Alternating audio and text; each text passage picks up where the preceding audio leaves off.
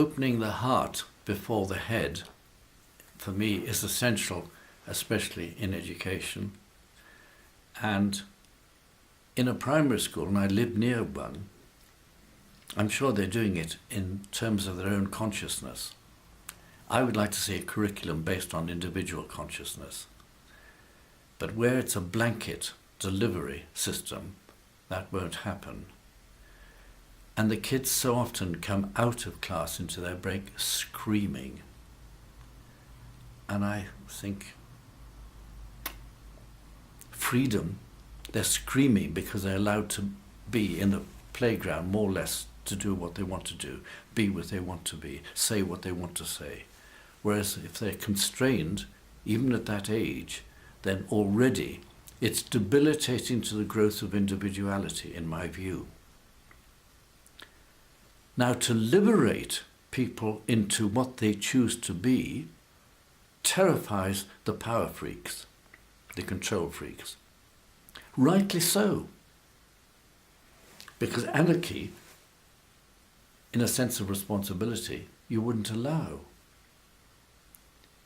But if you fear the freedom leading to something that's uncontrollable by the people who want to control,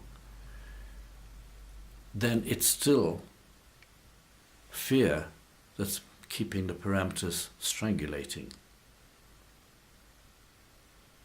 What I found is that if you trust each individual very early on, and when I did philosophy with the little ones, all the time, because I didn't do classical philosophy, it was basically saying, let me help you understand the way you think more, and make choices, and see there's a consequence for every choice. So I might say, oh Philip, I do like that shirt. Did Mummy choose it for you this morning? Mm-hmm. You glad that she did, or did you want another one? Etc., etc. So I would open up choices all the time for them and make them realize that they could make a choice themselves that might be different to other people. Now, that's not always comfortable for a lot of parents who say there's only one pathway to go, and that's a pathway we say is delegated for you. I often thought that wisdom really starts with disobedience, because it's usually the wish to find your own voice and to live by it and to be true to it. And the youngsters, keep rambling a bit, sorry, but back to the school playground, and most primary schools, you see kids skipping and you see them laughing and you see them playing, but you do see bullying.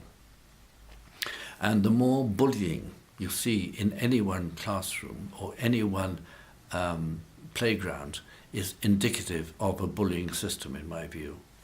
And when I was in staff rooms, I used to call it a pecking order of paranoia, because everyone was looking above to see whether they were getting the right brownie points and might get promotion, etc., etc. That's not allowing people to learn about love in action.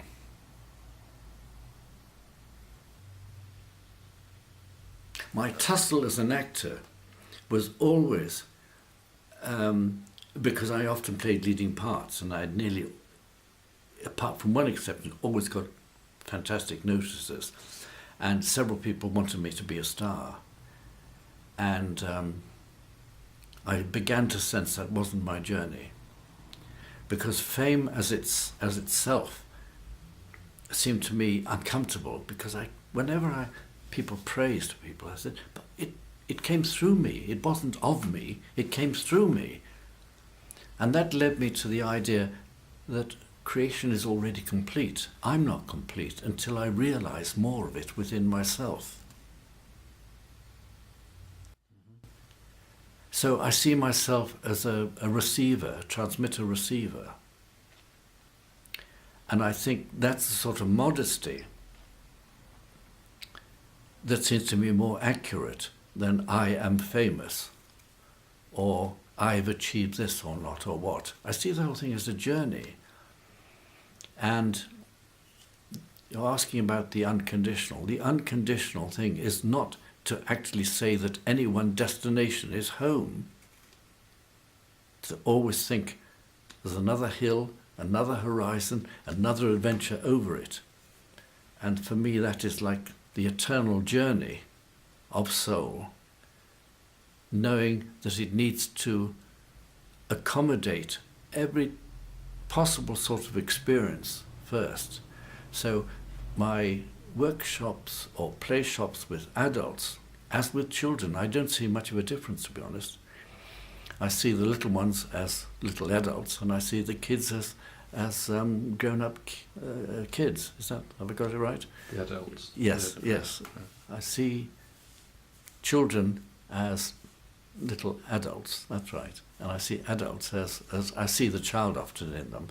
If I don't see the child, I often don't necessarily want to spend time with them, because something has died within them. If the child in them is no longer approachable or fueling their enthusiasm for being alive.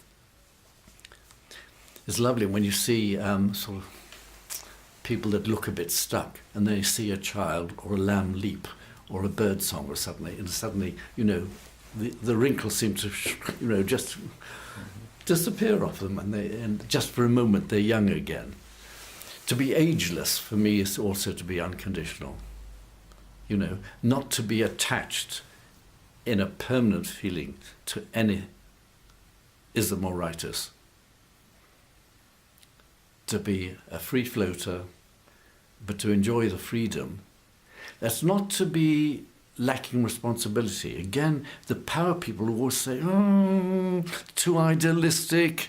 And I say, that's your attitude, you live by it, I live by mine. Thank you very much. Yes, bless you, bye.